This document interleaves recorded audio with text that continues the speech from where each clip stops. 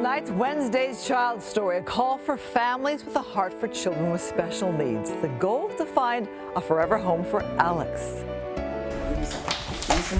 A foster mom at play with Alex, tonight's Wednesday's Child Story. Hello, everyone. I'm Hal Eisner. Today, we get to talk about a wonderful milestone. Our own Christine Devine is marking 25 years of bringing Wednesday's Child to viewers of Fox 11.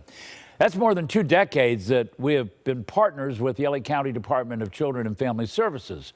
Over those years, Fox 11 and Christine have helped find adoptive homes for some 500 children in foster care. And now the LA County Board of Supervisors has honored Christine and Wednesday's Child for all of that good work. The way you highlight the positives and their passions and their love, and you show it to the world, and how can you not fall in love with a child? Without this 25-year commitment, we wouldn't have been Wednesday's Child. Fox has been dedicated to this, not wavering at all, airing this weekly for 25 years. That tribute just a few weeks ago at the LA County Board of Supervisors. Christine Devine and Fox 11 honored for Wednesday's Child. The feature Christine has fronted week after week for 25 years. I did a little calculation. I think that was about 1,300 episodes. I thought you were only 21. Yeah, let's go with that, Hal Eisner. Yeah, 25 years. That's just amazing, Christine Devine. And you know, when you go back and you think about that, I know that you have to say to yourself, my, how time flies. Right, and I think that for any station to make a commitment like that, 25 years of any one program is a really big deal. Because, how did it start? Yeah, an assignment. I was called into the news director's office. Jose Rios sat me down and said, I have this segment for you. And I like to say we made it bigger and better because there are segments like this around the country.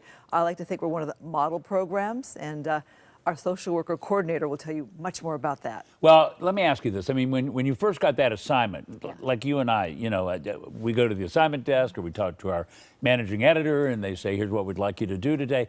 They didn't quite have a concept of Wednesday's Child, did they? They were just saying, go out and see if you can do a story about this or what? No, it's not a brand new idea.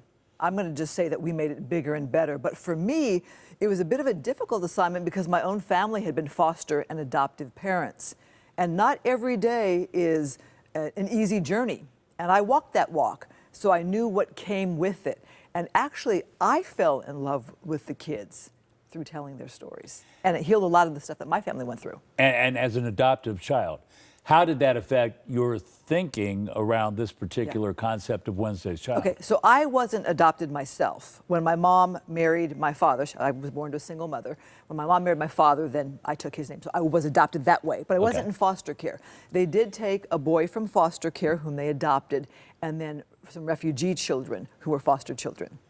And how did that affect your thinking as you started this journey? Well, there was always a stranger at the table, for one. So I knew that feeling of having a stranger in the house and getting to know a new face. It affected my journey because we'd been through a lot with one of my brothers. He had been born in prison, born to a mother who was a heroin addict, and had a lot of tough times. And I walked that walk. So I learned a lot about the kids and their journeys, and I learned to care and I learned to love through them. And over the years, you met so many kids. I think we said 1,300 episodes, so over around 500 kids that got adopted. That's a lot of people, yeah. So what resonated with you? What kind of incidents or stories resonated? Well, keep in mind, we're going back now to the 1990s. And we just did a story recently about a girl who reached out to me on Instagram, because social media now, they can find you and say hello and ask a question. She had kept her segment. Rhonda had kept her segment from when she was 8 years old. She's now married and a mother. She has her own children. What a story. And there must be others. Yeah, lots of them. So many. And so these children, they stay in touch with you? Is it like you're a mentor? Not all. I think that social media has been a game changer where they can come back and find you and ask you questions or say hello.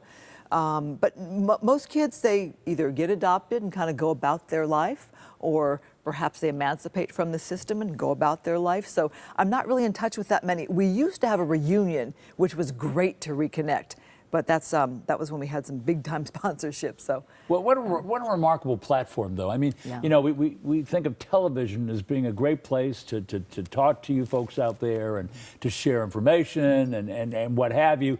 But to think that you're able to sort of use this platform, and then now you have social media That's also a big game changer. Look, I think we ask a lot of these kids in foster care to go on TV and tell the world that they're in foster care, and then to go to school the next day and face their classmates. We ask a lot of them. How do they deal with that? You know, I had one child show up and say, oh, people in school don't know I'm in foster care. And I said, well, you talk with your social worker, and I'm going to give you 5-10 minutes. You decide if you want to do this segment or not. Okay? What happened? He did it. Yeah, he did did it? it. Uh-huh. Yeah. And so we talked with him about how you might answer other kids when they ask questions. I said it's your chance to educate other kids about social work and foster care and your life. And it's really a chance for them to kind of own their story. It is their story. It's a chance for them to feel empowered. They're not in foster care through any fault of their own.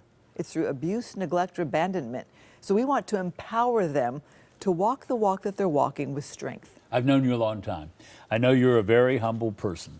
And I know that you don't like to take credit for a lot of things. And I won't. And you won't. But on this show, in this situation, in this moment, and in this case, there are probably some kids that wouldn't be where they are right now if it wasn't for you. For Wednesday's Child, look, we are a team. I'm merely the face of it. It's Fox 11. It's the editors, the photographers, the assignment editors who get everything on the Air Force every single week. It's DCFS. It's the social workers who drive and pick up the children. It's adoptive parents like this family right here that you're looking on your screen that are willing to become foster parents. These parents had to buy a house to take in their children. They didn't have a house? No, apartment. Apartment. Yeah. So they adopted this little guy, realized he had 2 other siblings, and took them as well. That's a big ask. It is. Yeah. And in some cases, these families take one and then they take a second, a third, a fourth, and a fifth. Yeah. And we're gonna meet somebody in the next segment like that who's got 3 children, Right. and another one who's got 5 adoptive children, right? But don't go away, because we're going to continue this conversation. And coming up on Fox 11 News in Depth, what does it mean to become an adoptive parent? We'll find out on the other side of the break.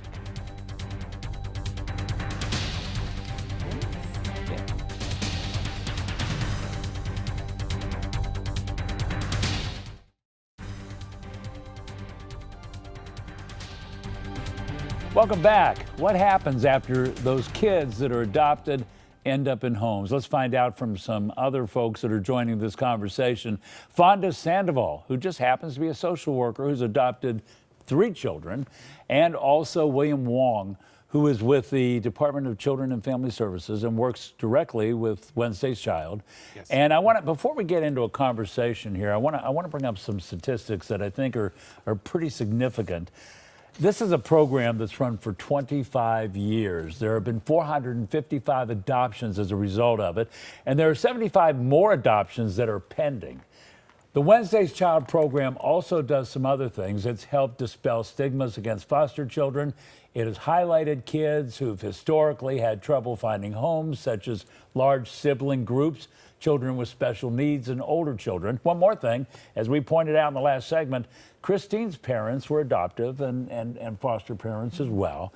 And so that has certainly brought some influence into what she's done for the past 25 years. I know the journey well. You know the journey well, and so do you too. So let me start with you, William, and just tell me, you heard the litany of stats.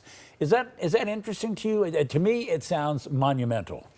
It seems like, in the blink of an eye, and all of a sudden we have all of these adoptions. So what's really significant about the number of 455 adoptions and 70 more pending is that those that are pending, the numbers are going to increase. And we're going to continue filming more Wednesday's Child segments and advocating for kids on future segments. What's significant is that the children that we focused on are children who have historically found experienced more barriers in terms of finding adoptive families. There's not necessarily barriers that they are creating themselves. There's really more societal barriers and perceptions that society has about our kids, especially our older kids. So Fonda, you have 3 kids. So Yes. this could be very traumatic, as you probably personally have experienced. And what's Yes. your feeling about? So as far as Wednesday's Child goes, what I think that it helps is it brings a human side to children. That you started out with the stats, right? And it brings the human element of who they are, and that they're teenagers and young children just looking for their way and looking for their families. So she adopted Carlos from Wednesday's Child. He was how old? Yes, so I adopted him when he was 14. Yeah, I Correct. mean, not So- everybody's willing to take in a 14-year-old who'd been through how many foster homes? He was in 10 placements, had Yeah. spent 4 years in a group home prior to moving in with me. Again, we look at this ceremony that was held at the Los Angeles County Board of Supervisors family. honoring Wednesday's child. And the grandkids. Yeah. And the grandkids. Yeah, look at Kids that. do come with grandkids if you give it enough time, yes. What happened to Carlos? How old is he now? So Carlos is 36, and he And you is got him at what age? 14. Wow. And he is a father of 4, living up in Big Bear with his wife and his kids, and just loving life. His 2-year-old had a birthday today. She just turned 2, my youngest grandchild, and he's just happy as a lark. She's a little mini Carlos, and he just loves it. I mentioned, and you and I talked about this before the show, I mentioned that sometimes there's a trail of trauma Correct. that precedes an adoption. And the child may come into a home, and it could be very frightening.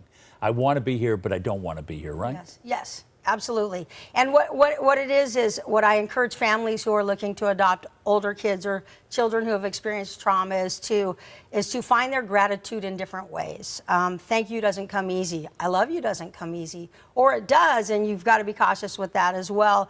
You look at changes in behavior as their way of showing gratitude. You told me that one of your kids, maybe Carlos, would No, say... my younger son, Aaron, yes. Yeah, Aaron. So he would say, I love you, or I hate you. Depending on if he got his way. Yeah. He loved me if he got his way and didn't like me as much if he didn't get his way. But as he shifted behaviors that he knew I wasn't accepting of in the home, I knew he loved me. He And the came in with- relationship grew. Absolutely, absolutely, because I was able to see his improvements, and the reality is I'm only human too. Like I tell people, they had to live with me also. I'm not sitting up in a tower just living it well. We're in this grind together, and I realize that I bring something to it too. And with all of my kids, my ability to say I messed up and I was wrong helped them realize we all make mistakes, because they were so used to everybody saying this is your fault.